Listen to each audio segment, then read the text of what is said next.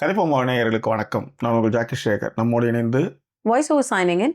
இது ஒரு அதிர்ச்சிகரமான ஒரு செய்தியை இப்போ நான் பார்த்தேன். அதை உங்களோட பகிர்ந்துக்கணுன்றதும், அதற்கு வாய்ஸ் ஓவரும் ஃப்ரீயாக அவைலபிளாக இருந்தாங்கன்னும் போது அவங்கள டக்குன்னு இதில் சேர்த்துக்கணும் அப்படின்றதுக்காகவும் இந்த வீடியோவை நாம் பேசுகிறோம்.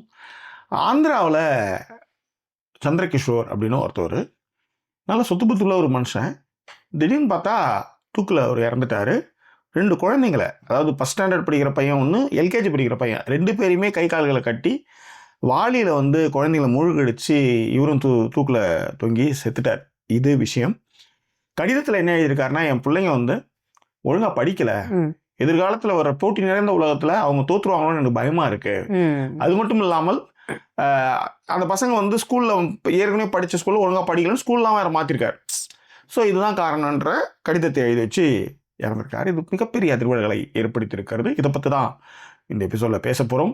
ஸோ அதற்கு முன்பாக இந்த தளத்தை இதுவரை சப்ஸ்கிரைப் பண்ணாதவங்க சப்ஸ்கிரைப் பண்ணுங்கள், லைக், கமெண்ட், ஷேர் பண்ணுங்கள். ஸோ விரிவான பார்வைக்கு ஸ்டே டியூன் வித் அஸ்.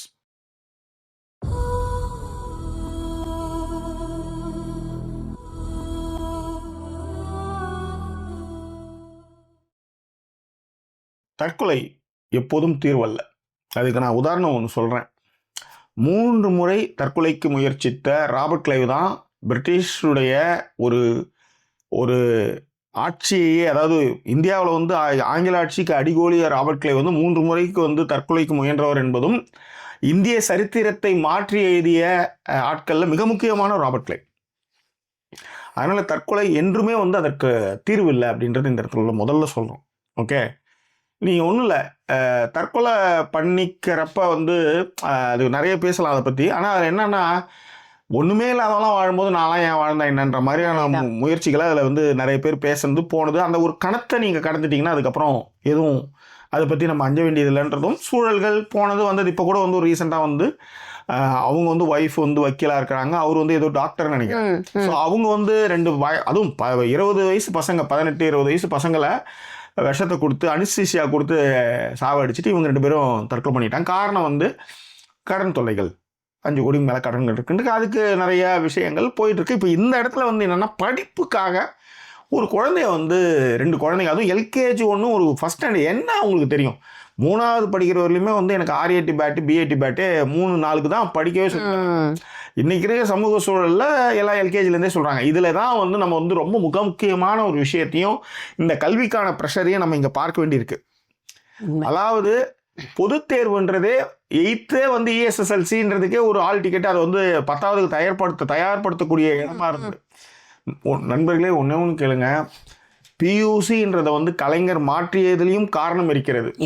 பியூசின்றதை நீ முடிச்சா அவன் ஸ்கூல் முடிஞ்சிச்சுன்னு நினச்சிட்டு இல்லை.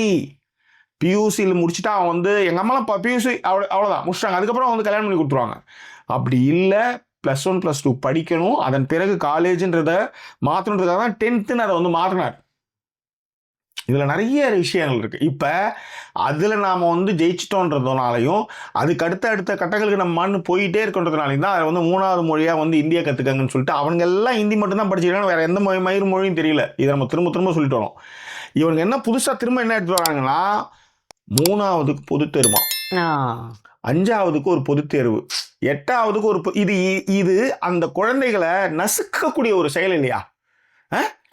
ஆக நீங்கள் உங்களுடைய அதாவது உங்களுடைய சப்கான்ஷியஸ் மைண்டில் என்னென்னா, அதில் இதில் உண்மையிலே ரொம்ப வருத்தப்படக்கூடிய ஒரு விஷயம் என்னென்னா, நிர்மலா சீதாராமன் ஒரு ஸ்டேட்மெண்ட் கொடுக்குறாங்க. நிர்மலா சீதாராமன் நிதி அமைச்சர் அவங்க ஒரு ஸ்டேட்மெண்ட் கொடுக்குறாங்க.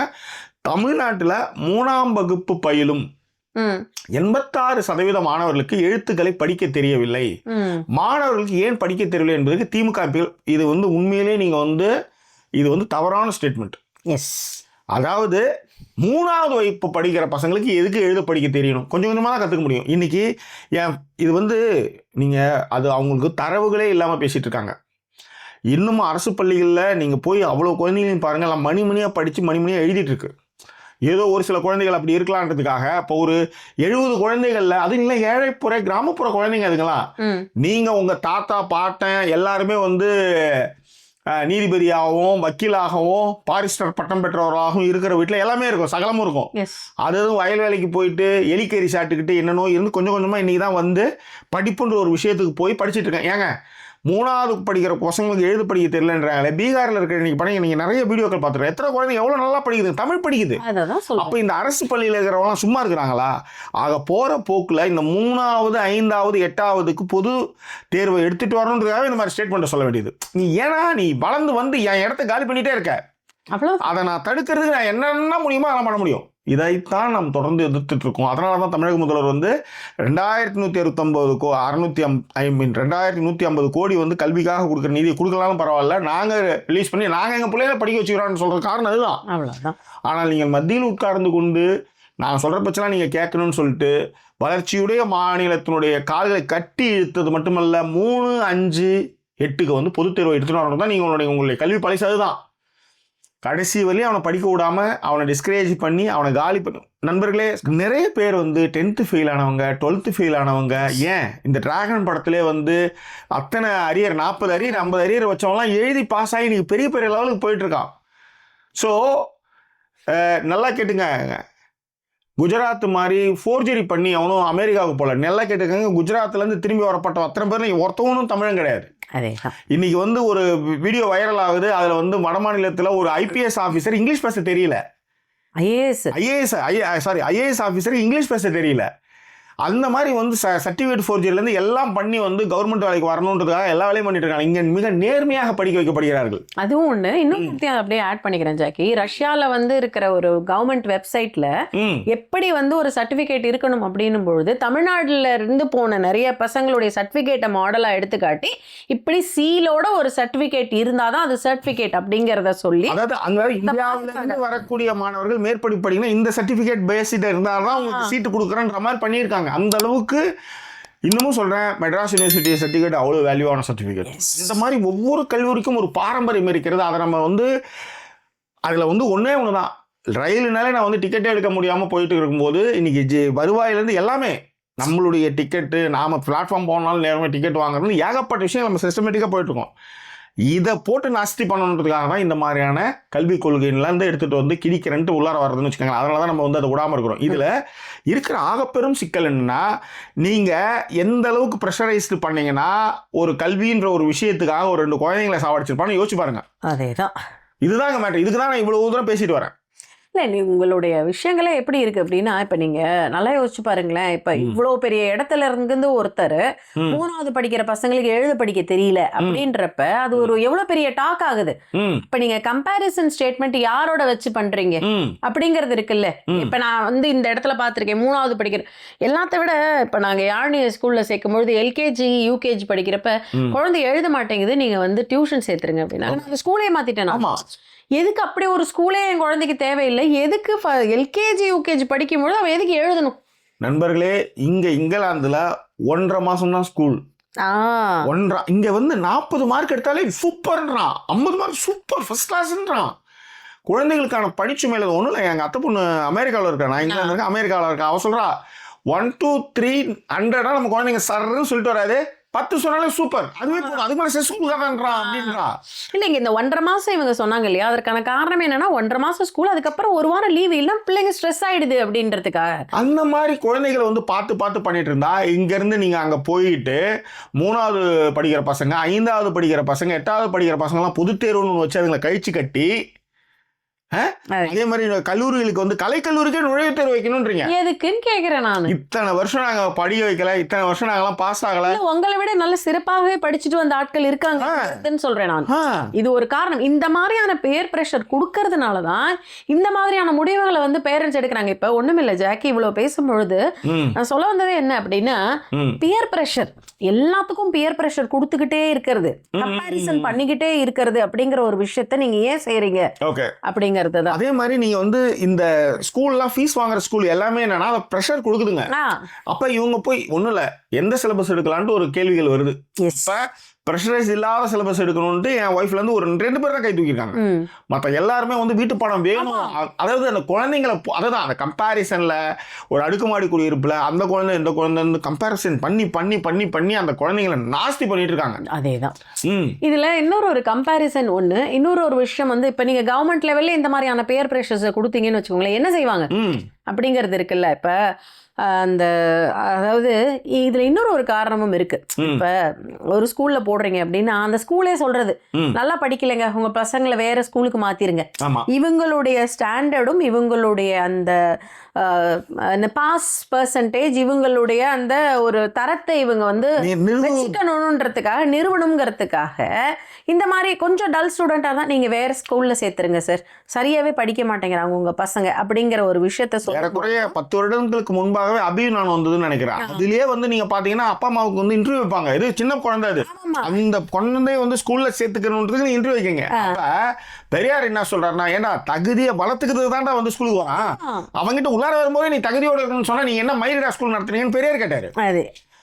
நீங்க பெரியார் பத்தியும் கலைஞர் பத்தியும் புடுக்கிற பண்ணி மாதிரி இவனுக்கு கத்திட்டு இருக்கானா, அதுக்கு மிக முக்கிய காரணம் இதுதான். இதுல அவங்க அங்கங்க படிச்சு அப்படியே மேல வந்துடுறாங்க. அதுவும் இங்கிலீஷ்ல வந்து போட்டு ஒன்றும் இல்லை, பிடிஆர்னா பிராமினா சொல்கிறேன், பொதுவாக சொல்கிறேன். ஸோ இந்த மாதிரி ஒவ்வொரு இடங்கள்லையும் அவங்கவுங்க ஒரு இடத்துக்கு ஒரு தலங்களுக்கு பயணிக்கும் போது உங்களுக்கு அள்ளு விடுது. உங்களுக்கு சொல்கிற பட்சம் கேட்குற மாதிரி ஆட்கள் இல்லை இங்கே. அதனால் நான் மேலே இருக்குன்றதுக்காகவே உங்களை நான் சொல்கிறதா நீ கேட்கணும்னு சொல்கிறீங்களே, அதை தான் எங்கள் அண்ணாவும் பெரியாரும் கலைஞரும் அதை உயிர் மூச்சு வரை எதிர்ப்புன்னு சொல்கிறது காரணம் அதுதான்.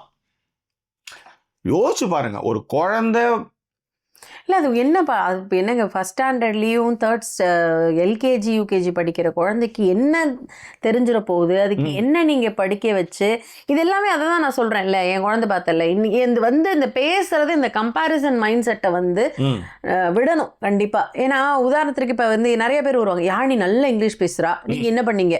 ஒன்றுமே பண்ணலைங்க, நாங்கள் இங்கிலீஷ் எனக்கு ஃப்ளூயண்டாக வராது. ஆமாம், என் ஒய்ஃபுக்கு தான் தெரியும். அவளுக்கு தமிழ் சீரியலே பார்க்காம தமிழ் டிவி அந்த மாதிரி இதெல்லாம் எதுவுமே சுட்டி டிவி எல்லாம் காமிக்காம வெறும் இங்கிலீஷ் சேனல் மட்டும் தான் சின்ன வயசுல. இன்னொன்று அவளுக்கு இப்போ இன்னைக்கு கூட ஏதோ ஒரு வேர்ட் சொன்னா, நான் அதை மெசேஜ் அனுப்பும்பொழுது ஏதோ ஒரு வேர்ட் சொன்னேன், எனக்கு அந்த வேர்டெல்லாம் தெரியவே தெரியாது. நாம அவ எங்கேயோ ஒரு இடத்துல படிக்கிறா, நிறைய புக்ஸ் படிக்கிறா, லேர்ன் பண்றா, அவ்வளவுதான். இது ஒரு குழந்தைங்களுக்கான அப்சர்விங் ஸ்கில்ஸ். இதை எடுத்துட்டு குழந்தை படிக்கல அப்படிங்கிறது இன்னொரு பியர் ப்ரெஷருங்க. திரும்பவும் நான் சொல்றது, பியர் ப்ரெஷர் கொடுக்காம இந்த அழுத்தத்துக்கு கொடுக்கும்பொழுது நீங்களும் இந்த மாதிரியான கவர்மெண்ட் ஒரு இடத்துல இருந்துகிட்டு நான் 3ஆவதுக்கே எக்ஸாம் வைப்பேன், 5ஆவதுக்கு எக்ஸாம் வைப்பேன், 8ஆவதுக்கு எக்ஸாம் வைப்பேன், 10ஆவதுக்கு எக்ஸாம் வைப்பேன் அப்படின்னா எப்பதான் அந்த குழந்தையா நீங்க இருக்க விடுவீங்க? அதேதான். ஸோ இந்த மாதிரியான ப்ரெஷர்களில் இப்படி ஒரு சம்பவம் நடந்திருக்கு. இது ஒன்று. இதில் சில நேரத்தில் ஊடகத்தின் வழியாக இது அப்பார்ட் ஃப்ரம் த டாபிக், இந்த டிராஃபிக்கை அடிவுற்றி அல்ல அப்படின்றதையும் இங்கே நம்ம சொல்லணும். காரணங்கள் கொலைக்கான காரணங்கள், தற்கொலைக்கான காரணங்கள் ஏகப்பட்டவைகள் இருக்கு. மீடியாவுக்கு வர்றது ஒரு விஷயம் ஒன்று இருக்கு, மீடியாவுக்கே வராமல் உள்ளே புதைந்து போன விஷயங்களும் இருக்கு. ஒரு மனிதன் தான் நினைத்ததில் 10% மட்டுமே வெளிப்படுத்திக் கொள்கிறான், அதுதான் நிதர்சனம். அப்போ அந்த கடிதங்கள், அந்த குழந்தைகள், அப்போ அவங்க அண்ணனுடைய ஸ்டேட்மெண்ட்டே இதில் கணக்கில் எடுத்துக்கொள்ள வேண்டியதாக இருக்குது. அவங்க அண்ணா சொல்கிறாரு, என் தம்பிக்கு ஏகப்பட்ட சொத்து இருக்கு, அவன் தற்கொலை செய்து கொள்ளக்கூடிய மனநிலை இருக்கக்கூடிய நல்ல அப்படின்றதையும். ஆனால் வீட்டை திறந்து பார்த்தா புருஷன் இறந்து போயிருக்கிறாரு, இந்த பக்கம் 2 குழந்தைங்க செத்து போயிருக்காங்கன்றதையும் கணக்கில் எடுத்துக்கொள்ள வேண்டியதாக இருக்குது. என்னென்னு ஏதுன்னு நம்மளுக்கு தெரியாது, ஆனால் இதை பற்றியும் யோசிக்க வேண்டியது இருக்குது. ஏன்னா ஒரு ஸ்டேட்மெண்ட் வெளியிலேருந்து வருதுன்றதுக்காகவே அது உண்மையானதல்ல. கண்டிப்பாக அதில் ஒருவேளை எப்படியே இருந்தால் நான் ஓகே, ஆனால் இதற்கு பின்பாக நிறைய விஷயங்கள் இருக்குது. அவர் ONGCல வேலை செஞ்சுருக்காரு. இப்போ உதாரணத்துக்கு ஆஃபீஸர் ஆன் டியூட்டின்னு ஒரு படம், அந்த படத்தில் நீங்கள் ஃபஸ்ட்டு ஷார்ட்டே என்னன்னு பார்த்தீங்கன்னா ஒரு போலீஸ் ஆஃபீஸர் தூக்குமாடிவார். என்னடான்னு பார்த்தா அந்த இதில் எந்த ஒரு இதுவுமே விடாமல், அதாவது வீட்டு உள்ளார ஒரு 4 பேர் கத்தி மனையில் மிரட்டி தூக்கு மாட்டிக்க வைப்பாங்க. ஆனால் அது அந்த கொலை தற்கொலைன்ற மாதிரி தான் போகும். ஏன்னா அவங்க எந்த ஒரு விஷயங்களையும் விட்டே போயிருக்க மாட்டாங்க. இந்த மாதிரி கோணத்துலையும் அதை பார்க்கலாம் அப்படின்றதுக்காக ஒரு சும்மா இது. ஏன்னா இவ்வளோ தூரம் பேசுறது, இது மாதிரி நிறைய ப்ரெஷர் இருக்குது, குழந்தைங்களை போட்டு துன்புறுத்துறாங்க, அந்த மாதிரி விஷயங்கள்லாம் இருக்கிறதாகவே இதை பேசினாலும் கூட இது இது கவனிக்கக்கூடிய விஷயங்கள் அப்படின்னும் போது இதில் இப்படியும் ஒரு பார்வைகள் இருக்கலாம் அப்படின்றது தான் இங்கே நான் பதிவு பண்ணுறோம். Maybe it's wrong or right, I don't know. But இப்படி ஒரு பார்வை இருக்குது அப்படின்றத நம்ம வந்து சொல்லக்கூடியதாக இருக்குது. எனிவே இது குறித்தான உங்கள் கருத்துக்களை எதாவது அதை பிரிண்ட் உங்களை தெரியப்படுத்துங்க. மீன் வேறொரு எபிசோட் உங்களை நான் சந்திக்கிறேன். அது ஒரு நன்றி கூறிடுவது உங்கள் ஜாக்கி ஷேர் மற்றும் சைனிங் ஆஃப்.